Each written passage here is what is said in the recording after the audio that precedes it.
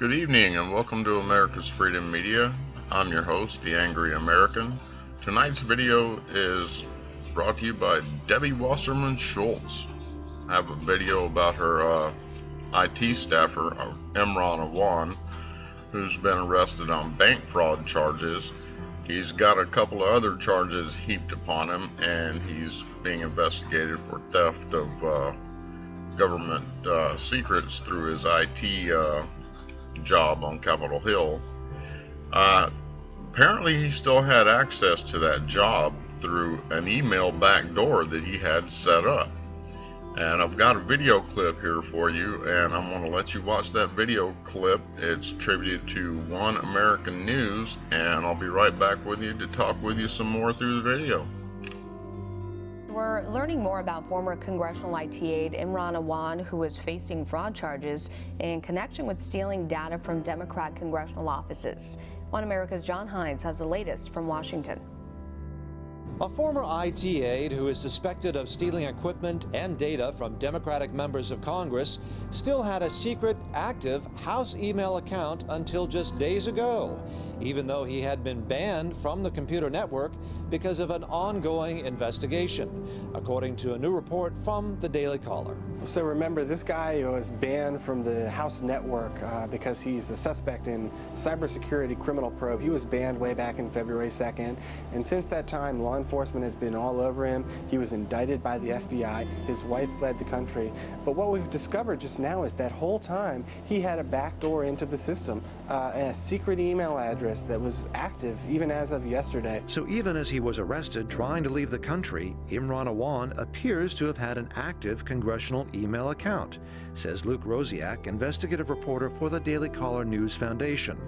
And the other person whose name appears in connection with the email address is a staff member for Indiana Democratic Representative Andre Carson, who is a member of the Intelligence and Homeland Security Andre Carson. Well, 123@mail.house.gov was Imran's email address, but when you send an email to it, it fills in the name of the recipient as this guy named Nathan Bennett, who is one of the Capitol Hill staffers that deals with intelligence matters and national security. He works for a guy named Andre Carson, a Democrat Investigate the hell out of both who's of these on little both the Homeland bastards. Security and the Intelligence Committees. He also happens to be one of 2 Muslim members of Congress, and Imagine he was my an shock employer that of Andre Imran Carson's a Awan. Muslim So Awan's involved apparently with this secret email Pakistani account Muslim was and still stealing connected to secrets, his former and he's on the employer Intelligence until just Committee. days ago, according to Rosiak. And when Rosiak contacted Congressman Carson's office, he received a curious reaction. What I was interested to see is that the reaction was very subdued. This is wild stuff to have a indicted IT guy with access to all of members of Congress's emails. He's working filthy, for vile and using the Democrats name are of some protecting intelligence this little Muslim committee character. staffers. He's not He has supposed a to have Clinton access to the lawyer. network, but he still How does. does a low-level IT staffer This is big stuff. This is stuff that's that should be taken seriously. Authorities shut There is down some Awan's fishy standard business email going on here. account back in February. He is due to appear in the U.S. District Court for the District of Columbia for a preliminary hearing Friday. John Hines, One American News, Washington. Imran Awan was in federal court today in Washington, D.C., and his attorney asked the judge to remove his GPS monitoring device so he could continue his job with Uber and see his kids in an emergency. Uber now says that Imran Awan doesn't work for them. Imran Awan's children also have fled to Pakistan with their mother some months ago. So there's a little problem with him seeing his children. He would have to go to Pakistan itself. Apparently he wants to leave the country, and his lawyer is trying to enable him to do just that.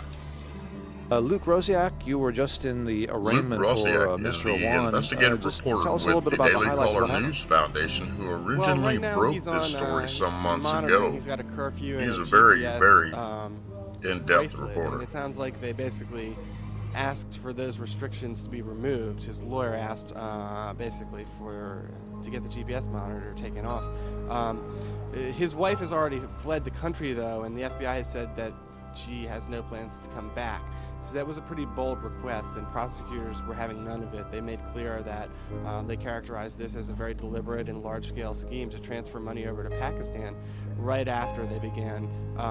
They learned that they were under investigation.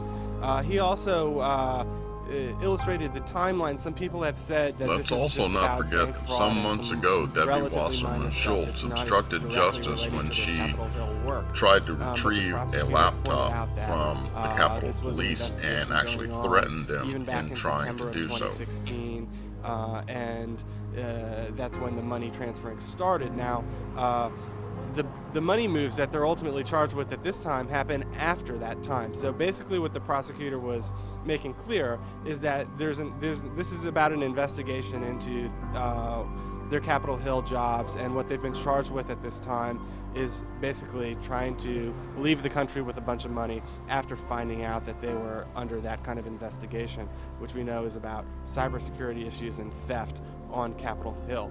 Imran Awan and his brothers who worked for the Capitol Hill wondered why they haven't been charged with more at this time. Had example, access to high-level members of made a Congress, lot of inaccurate Democrat statements members on their of ethics Congress, disclosures with the emails, House, and pretending they all didn't have sorts this of money data. that they did. God They only owned knows 5 what they houses. stole. These guys took $6 million over the last several years. There's a number of opportunities to charge these guys with additional felonies. You've also got the 2 brothers that have not been charged at this time, so people are wondering. The FBI needs to step up and arrest his brothers too. And there are certainly mortgage fraud and bankruptcy fraud and other things like that that they could charge them with, if the goal is just to put a GPS monitor on them, take their passport so they can't leave the country, while they continue to build this bigger case into cybersecurity and theft issues on Capitol Hill. And that's been going on for a pretty long time, but the indications are that that's because that's a pretty big case. They're talking to a lot of people. It's going to be pretty serious when that stuff comes out. The lawyers asked for the GPS monitor to be taken off of him, which prosecutors put on to make sure he doesn't flee to Pakistan. This seems to be the part that they asked hired that the to be Clinton taken off. lawyer He's for. driving for Uber now because he's lost his job for the House of Representatives. Now, this is a guy who was making $170,000 a year. So was his wife. They owned 5 houses. They started selling them all off right around the time they found out about this big investigation.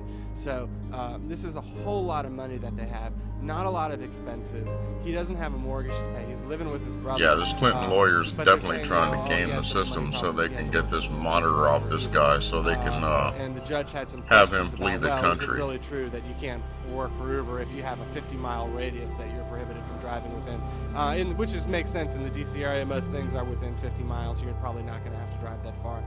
Another interesting thing that the lawyer, Chris Gowan, said, and he's this Bill Clinton and Hillary Clinton top aide to them, who somehow this supposed low-level IT guy came up with as his lawyer.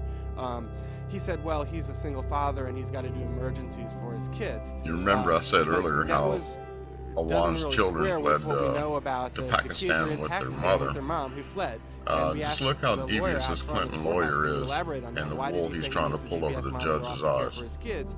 Aren't those kids in Pakistan? And the lawyer did admit, yes, the kids are in Pakistan, and he wouldn't answer why he told the judge otherwise then. Thank I you. wonder what Awan really has on the Democrats. I mean, it must be really good to have a Clinton lawyer on your team for a low-level guy like him. In any event, I hope you enjoyed our video. Please like, share, and subscribe. And don't forget to click the notification bell if you'd like to receive notifications. And have a blessed evening.